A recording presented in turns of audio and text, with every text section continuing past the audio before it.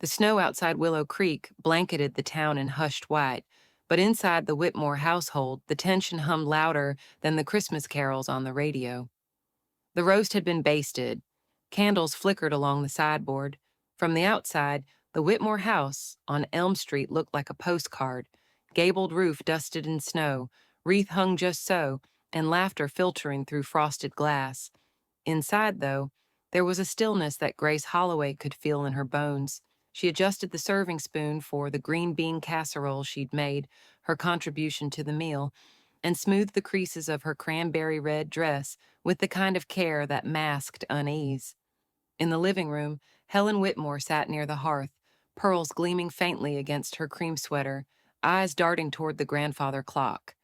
Dinner at 6 sharp, she had said earlier. Grace knew it wasn't a suggestion.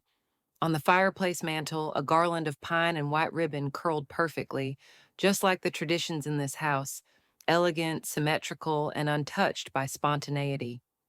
Grace's eyes moved across the room, taking in the familiar players. Eric stood near the record player, adjusting the volume on Bing Crosby's voice as he crooned, "White Christmas." He glanced at Grace, smiled briefly, then returned to flipping through albums. Lori, Eric's younger sister, breezed in wearing a wool dress that could have come straight from a Vermont boutique catalog. She carried a box of artisan truffles wrapped in gold. "Don't let them melt," she quipped, setting the box beside the cider. "Not that it's warm in here." Helen smiled approvingly. "Always thoughtful, Lori." Grace offered a small smile but said nothing. Her dish sat untouched on the buffet table. No one asked about the recipe or commented on the aroma, though it was the only thing made from scratch that afternoon. The meal began in the formal dining room, lit by the chandelier Helen polished herself every December. Silver gleamed, china clinked gently, and conversation moved in careful currents. Eric's recent promotion, Lori's new yoga instructor, Helen's upcoming charity gala. Grace listened, nodded at the right moments, added a word or two when prompted. When she mentioned the school's winter pageant, where her fourth graders had sung "Let There Be Peace on Earth," the room offered a polite pause, then shifted back to Eric's new responsibilities at the firm. "Promotion to regional director by 35, Helen said, lifting her wine glass. "Your father would be proud." Eric looked down, his smile tight. Grace reached beneath the table and touched his hand lightly, but he didn't return the gesture. His fingers remained still. Dessert followed, pecan pie, pre-ordered from the Willow Creek Bakery. As plates were cleared, Helen stood, smoothing her skirt, and glanced at Grace. "You might enjoy a few tutorials on tablescaping, dear. I read there's a wonderful series online. It's all the rage now, even includes guidance for simpler kitchens." Grace nodded once, taking the comment like a winter draft slipping under a doorframe. She knew Helen didn't mean to be cruel. That was the thing. Cruelty disguised as elegance rarely left bruises, only quiet bruising of the spirit. After the dishes were done, Grace lingered in the kitchen, rearranging leftovers that didn't need rearranging. The house buzzed behind her, laughter, the murmur of a second round of coffee, the low notes of Dean Martin now replacing Crosby. Grace looked out the window above the sink. Snow had started again, light and fine like sifted sugar. She remembered her first Christmas here, seated at the far end of the table, smiling too hard, too long, hoping to earn her place not by blood but by grace. She thought of the conversations around her tonight, like a river that flowed just past her, never slowing for her feet to step in. Helen's voice carried faintly from the living room. "Tradition is what separates refinement from sentimentality." Lori laughed, light and effortless. Grace dried her hands, set the towel down, and exhaled. She wasn't angry. She was merely present, in the kind of quiet awareness that sharpened over time. She had learned to read the silences in this house, the pauses between sentences, the way everyone heard but didn't listen. In the guest room later that night, Grace opened her notebook. She didn't journal every day, only when something settled in her too long. Tonight she wrote 2 lines. "Some doors never open, but windows, sometimes, whisper." She didn't know what they meant yet, but the words came, soft as the snow, falling beyond the window pane. Grace placed the notebook back into her suitcase. From the hallway, she heard Helen reminding Lori to wear her wool coat for the church service in the morning. Not a word was said to Grace. She turned off the lamp and lay in bed beneath the quilt she'd brought from her childhood home in Ohio. The room was warm, but her fingers felt cold. She curled them beneath the blanket and stared at the ceiling, counting the faint rhythm of wind brushing the eaves. Grace clenched her hands around her ginger teacup. A year had passed, but the feeling of being outsider remained the same. The room glowed with ribbons, laughter, and the scent of cinnamon. But when Grace unwrapped Helen's gift, the warmth slipped out like air from a balloon. The fire crackled gently in the hearth, and the living room shimmered with Christmas morning softness, muted light through lace curtains, the hush of fresh snow muffling every sound outside. The scent of cinnamon rolls and Helen's treasured holiday potpourri, clove, pine, orange peel, floated in the air. Eric handed out coffee mugs while Lori adjusted the velvet bow on her dog's collar, snapping a photo for her social feed. Helen sat, regal in her winter robe, holding her china teacup like a queen about to bestow honors. Wrapped boxes were stacked in an artful pile beside the tree, which sparkled in gold and white. The whole room felt curated, elegant, and strangely performative. Grace smiled as she received her cup from Eric, who gave her a quick wink before disappearing to fetch more pastries. She clutched the warm ceramic with both hands, trying to anchor herself. Lori opened her gift first, a set of imported essential oils in a monogram box. Helen clapped softly. "I remembered you liked the lavender from Provence, darling." Lori beamed. "You always know me, Mom." Next came Eric's turn. He unwrapped a navy wool scarf, classic, understated. "Cashmere," Helen noted. "From Gagliardi's. I noticed your old one was fraying." Then Helen turned to Grace, her lips curling into a smile just shy of warmth. She passed over a modest box, perfectly square, wrapped in deep green with a gold ribbon. Grace's fingers worked carefully, peeling back the paper as the room quieted slightly, watching with benign expectation. Inside lay a paperback book, The Modern Woman's Guide to Hosting with Elegance. Its glossy cover featured a woman in pearls in a pristine kitchen, holding a tray of hors d'oeuvres. Beneath it, wrapped separately, was a strand of faux pearls, neatly coiled, cool to the touch. Helen leaned forward. "It's a little something I came across last month. Thought it might be useful. Classic never goes out of style." Lori chuckled lightly. "Very, Grace Kelly." Grace smiled, a practiced curve of her lips. "Thank you, Helen. It's lovely." Helen nodded, as if something had been accomplished. Grace glanced down at the book again. A small paper slipped between the pages. She retrieved it, unfolding the tidy square.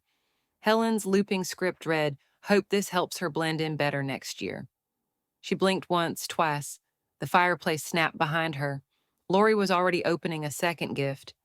Eric returned with the plate of sticky buns, oblivious to the flicker of something that had just passed over Grace's face. Grace slipped the note back into the book, closed the cover, and set it gently beside her. Her hand rested on the spine for a moment, pressing lightly as though to keep something from rising. The rest of the morning unfurled in polite laughter, clinking cups, and the slow unraveling of ribbons. Helen complimented Lori's gift-wrapping skills. Eric discussed ski conditions in Killington. Grace listened, nodded, refilled mugs. Later, alone in the guest room, she placed the pearls inside the top drawer, then took out her notebook. She didn't write anything. Instead, she flipped back to her note from the night before, rereading the lines about closed doors and whispering windows. Downstairs, Helen was humming. Silver bells drifted faintly through the vent. Grace stood at the window, watching a cardinal land on the snow-covered branch outside. The red against white was startling, unapologetic in its color. It didn't need to blend. Eric tapped on the doorframe gently. "Hey," he said, "everything okay?" Grace turned to him with a small smile. "I'm thinking about next Christmas." 2 days after Christmas, Grace stepped into Adler's shop and was met by the comforting smell of— "Not at all," he replied. "The snow keeps most away today. But you, I imagine, are here on purpose." Grace chuckled quietly, taking a few steps deeper into the shop. Shelves lined the walls, each cradling curiosities: antique clocks, hand-carved figurines, glass jars filled with buttons and thread spools. In the back corner, A display case held an assortment of wooden boxes, each unique, some polished to a high shine, others rough with character. "I was wondering," she said, "if you still do custom pieces." Mr. Adler tilted his head. "Depends on the piece, depends on the reason." Grace nodded slowly. "It's a gift for someone who isn't expecting it, someone who probably won't understand it at first." Adler didn't ask who. He walked toward the case and opened it, beckoning her. "I've got walnut, cherry, and a few pieces of maple left from my wife's collection." Grace's fingers grazed the maple. "This one, it feels warm." Adler smiled. That one was hers. She turned the box over in her hands. It was plain, modest in size, but the grain shimmered subtly when tilted toward the light. "I'd like to add something inside," she said. "Just a line, maybe. Something quiet." He led her to a small writing desk near the register and handed her a pencil. Grace hesitated, then wrote on the back of a receipt. When she handed it to him, his eyebrows lifted slightly. "True grace never needs a stage," he read aloud, then nodded. "That's not just quiet, it's honest." "Would that be possible to carve on the inner lid?" she asked. "Of course," he said, already pulling out the tools he needed. As he worked, they spoke little. Grace moved to a shelf of old books, pretending to browse, though she wasn't really reading the titles. She thought of Helen's gift again. The lines scribbled so easily, blend in better next year, and how it had lingered in her chest like a chill that wouldn't leave. From the counter, Adler asked gently, "You still teaching at the elementary?" Grace nodded. "Fourth grade. My wife used to say that was the most important age, old enough to ask questions, young enough to believe your answers." Grace smiled. "That's why I still believe in handwritten notes." When the box was finished, Adler wrapped it carefully in brown paper and tied it with twine. Grace placed a folded square of linen inside, her own embroidery, delicate vines stitched along the edge, and a small printed copy of a short poem. "To those who stand alone among the familiar, may you find your own hearth even if it burns quietly." She sealed the box, then added a name tag, "For Helen." Adler didn't ask for payment. "Consider it a favor returned," he said. "I still remember that lasagna you left on my porch last winter, and the card that came with it when my Ruth passed." Grace blinked, surprised. "I didn't think anyone noticed." "Kindness sticks longer than people realize," he said, "especially the quiet kind." Back at the Whitmore home that evening, Grace tucked the wrapped box into the back of her suitcase. She didn't say anything to Eric. He was preoccupied with his laptop and phone calls, his mother's new charity schedule already filling his calendar. She wrote one last note in her journal before sleep. "Sometimes grace is carved, not given." The tree glittered, the wine was poured, and Helen Whitmore was at her most gracious until she unwrapped Grace's box.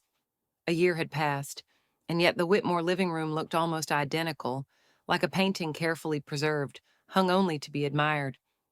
The tree stood in the same corner, its ornaments arranged in familiar precision: gold balls, ivory angels, a single antique glass icicle at the top, gifted by Helen's own mother decades ago.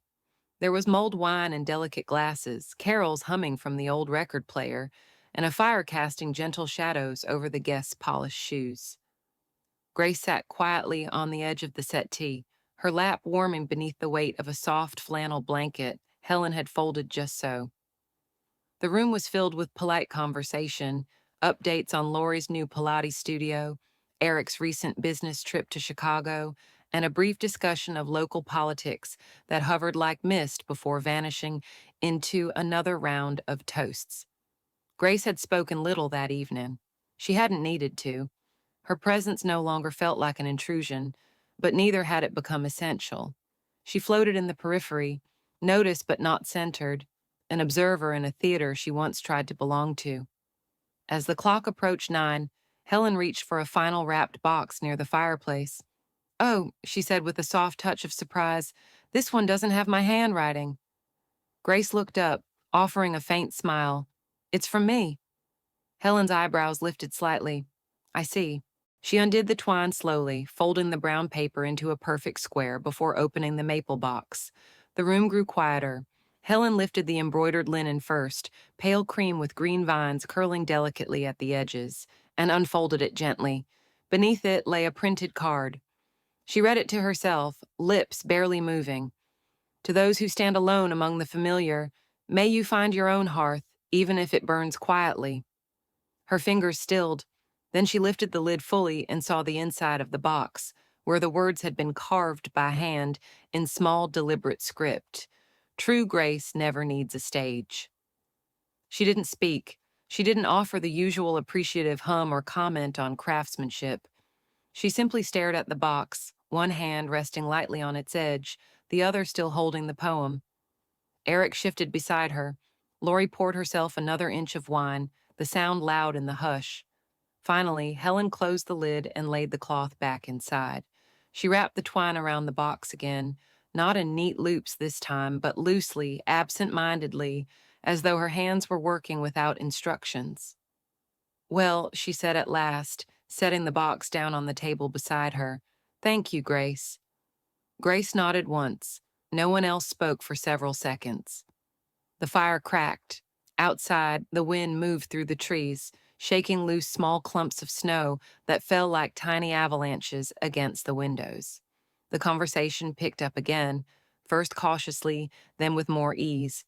A joke from Lori, a question about dessert, a reminder from Eric that he had brought a second bottle of wine just in case. The evening continued, but something had shifted. Helen excused herself momentarily and returned with a fresh pot of tea. As she moved around the room, she poured without speaking, refilling cups with a steadiness that felt almost ceremonial. When she reached Grace, she didn't ask. She simply lifted Grace's cup gently, added a splash of cream, and set it down again with care. Then she sat back in her chair, crossing her ankles and adjusting her robe.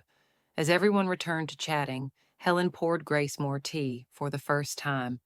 The days after Christmas were quieter, but sometimes silence carries more meaning than applause ever could.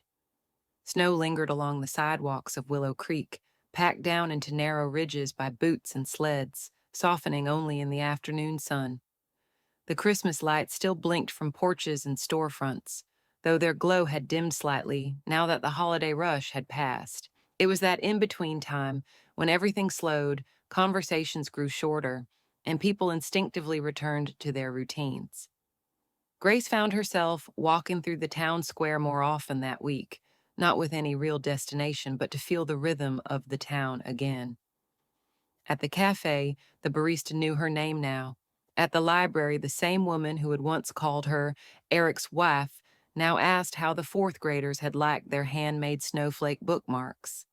Inside the Whitmore house, things were changing, but not loudly, not all at once. One morning, Helen appeared at the breakfast table with 2 mugs instead of 1. She placed the second across from her, where Grace usually sat when no one else was around. No fanfare, no comment, just the quiet invitation of a cup already steeping. They drank in silence, each staring into their own window view. When Helen finished, she folded her napkin and said almost absently, "That poem stayed with me." Grace glanced up. Helen didn't elaborate. Later that afternoon, they visited the winter farmers market together. Helen wore her fur-trimmed coat, buttoned neatly, and Grace, in a wool scarf and gloves, walked half a step behind. Helen didn't direct her pace or comment on her choices. She simply walked beside her when it made sense and apart when it didn't. At a honey stand, Helen examined a jar with lavender flecks suspended inside. "Ruth Adler used to make something like this," she murmured. "You knew her?" Grace asked, surprised. "Everyone knew Ruth," Helen said, "but not everyone remembered her." Grace said nothing, but the corner of her mouth curled faintly. Back home, the mail had arrived. Helen sifted through envelopes at the counter, then held out a padded parcel to Grace. "This one's for you." Inside was a hardcover book, wrapped in tissue. On the front, "Gardens in Winter, Finding Color in the Quiet Months." A small note fell from between the pages. Helen's handwriting was unmistakable. To Grace, "For your own library someday." That night, Eric came home later than usual. His meetings had gone long, and he looked tired. He kissed Grace on the cheek, poured himself a drink, and settled into the couch beside her. She surprised me today, he said, nodding toward the dining room where Helen was arranging flowers for the New Year's table. Did she really ask you to go with her to the market? Grace nodded. Eric took a sip. You know, I think you changed more than just my mother. They sat in the quiet for a while, the only sound the faint ticking of the grandfather clock in the hallway. Grace flipped through her new book, pausing at a chapter titled Patterns That Appear When the Frost Lingers. Eric reached over and gently touched her hand. You're different too, he said. Different how? She asked softly. He thought for a moment. Stronger, or maybe just more yourself. She didn't answer. She didn't need to. Later, alone in the guest room, Grace opened Gardens in Winter and found a paper tucked inside, one she hadn't noticed earlier. Folded neatly, it was the same instructional pamphlet Helen had once given her a year ago, The Modern Woman's Guide to Hosting with Elegance. Except this time, it had been altered. Someone had carefully taped over the original title with a new strip of paper, with soul. Grace opened the drawer, placed the old strand of faux pearls beside the book, and smiled. Grace opened the book. Inside was The Modern Woman's Guide to Hosting with Soul. The third Christmas felt warmer, not because of the fireplace, but because for once, Grace wasn't just welcome, she belonged.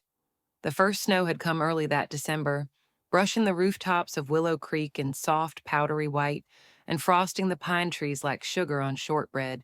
As Christmas approached, the town sparkled with familiar cheer, garlands strung across Main Street, children dragging sleds behind them, and shop windows glowing with handmade wreaths and mismatched Santas. But inside the Whitmore home, the change was quieter and deeper. Grace stood in the kitchen wearing a soft green cardigan Helen had given her last month. Not for Christmas, just because she'd said it matched Grace's eyes. The table was already set with simple white dishes, fresh poinsettias, and linen napkins tied with rosemary sprigs. This year, Grace had helped choose the menu. More than that, she had cooked half of it. Helen was in the dining room adjusting the candles, humming Nat King Cole under her breath. Eric had spent the morning hauling firewood, and now he moved from room to room checking on details, pausing every so often to wrap his arms around Grace from behind or brush a loose strand of hair behind her ear. When the guests began to arrive, Helen greeted them with open arms, always finishing the introduction with, "You remember Grace, of course," as if it were obvious, not just as Eric's wife, but as someone fully of the family. Dinner was smaller this year. Helen had insisted on it. No more show dinners, she'd said, back in October, sipping cider with Grace on the back porch. Just people we want around the table. As the roast was served and wine poured, conversation flowed like a gentle stream, slipping between memories and laughter, never rushing. Grace found herself laughing easily, not cautiously.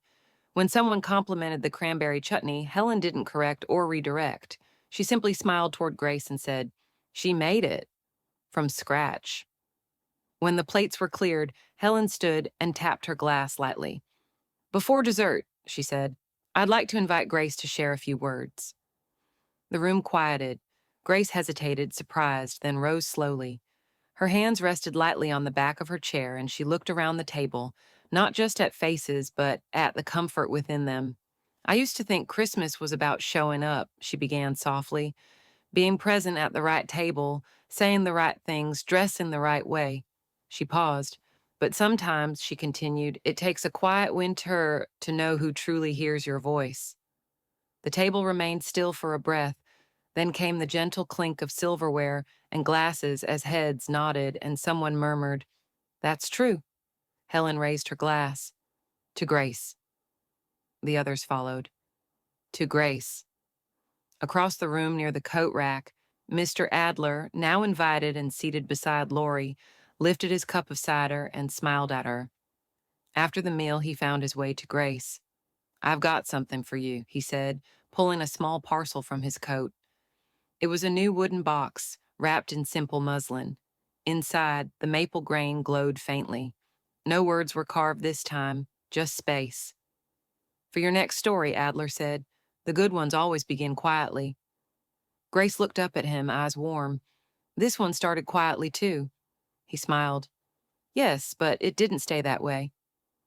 That night, after the guests had gone, Grace and Eric sat near the hearth, while Helen dozed in her chair, a crocheted shawl draped over her shoulders. The box sat on the table beside Grace's empty cup. She traced its smooth lid, then leaned into Eric's shoulder. Grace looked at the box, then around the room. For the first time, she didn't want to leave. The quiet warmth in Grace's eyes that third Christmas wasn't from the fire. It came from knowing, finally, she was no longer a guest in her own story. Sometimes, the deepest transformations unfold in silence, in the small choices to show up, to listen, and to give without needing applause. Kindness, when offered without expectation, has a way of finding its way home, carved slowly, like letters in maple, lasting long after words fade. Perhaps in your own season of quiet, you'll notice someone standing alone in a room full of warmth and choose to make space for them. After all, the most generous hearts don't seek a stage, they simply open a door. Elliot poured himself a cup of coffee, black and hot. They stood in silence for a while, the kind that felt earned. She write to Jacob? He asked, not really expecting an answer. No, Frankie said. Just you. Elliot tapped the rim of the mug. She used to tell me strong men say sorry, softly. She remembered that, too. Later, as the cafe emptied and the rain began again, Elliot pulled on his coat and paused at the door. I think I'll stop by the mansion, he said, voice low. Not to visit, just to finish the walk. Frankie didn't ask what that meant. She only nodded and turned off the espresso machine behind her, the steam hissing like a breath being let go. You fixed my fence, Jacob said, like it was some kind of betrayal. Elliot paused at the end of the driveway, hands in his coat pockets, shoulders still dusted with the fine mist of a Silverton morning. The air smelled of chimney smoke and damp leaves, Thanksgiving just a day away. He looked at the fence, sturdy now, no longer leaning, and then at Jacob, who stood in his running shoes with a paper cup of coffee cooling in his hand. It was loose, Elliot said simply. Jacob frowned. I could have hired someone. Elliot didn't respond right away. The wind pushed a leaf across the sidewalk between them, crisp and slow, like even nature wasn't in a rush this morning. I don't fix things for credit, Elliot said at last. I fix them so they stop hurting. Jacob looked away, jaw tightening. Why now? After all these years? You mean, why didn't I show up in a suit with a story and a headline? Jacob shifted. You could have said something. Let people know who you really are. Elliot's eyes softened. I did, just not with words. They stood there, the kind of silence between them not empty but full, of old birthdays, of arguments over chores, of memories that neither of them ever said aloud. Jacob tried again. You know Mom wrote you first. That means something. She remembered, Elliot said. That's enough. They fell quiet again, the wind catching in the trees above them, the sky still painted in the pale gold of early day. You planning to stay? Jacob asked finally. I'm not planning anything, Elliot said, but I'm here. They both knew that was more than enough. Elliot turned slightly, ready to continue walking. Jacob shifted, as if he might say something more, but the words didn't come. Maybe they weren't ready yet. Maybe silence was the only bridge they had left. You take care of that house, Elliot said, glancing at the porch light flickering on even in the daylight. It's louder than it looks. Jacob watched him walk away, slower this time, no rush in his step. He looked down at the fence post again, hand resting lightly on the smooth wood. On a porch across the street, Mr. Mitchell leaned forward in his rocking chair, cane propped against the railing. He turned to his wife without looking away. That boy? Richest soul I've seen in years. Even in silence, kindness leaves echoes. Elliot never raised his voice or demanded to be seen. He simply showed up, again and again, with steady hands and quiet grace. In a world quick to judge by appearances, he reminded a whole town that worth isn't worn, it's lived. Like the glow of a porch light on a foggy night, a small act of goodness can guide hearts home. And if this story found a place in yours, maybe there's someone nearby waiting for a light to follow.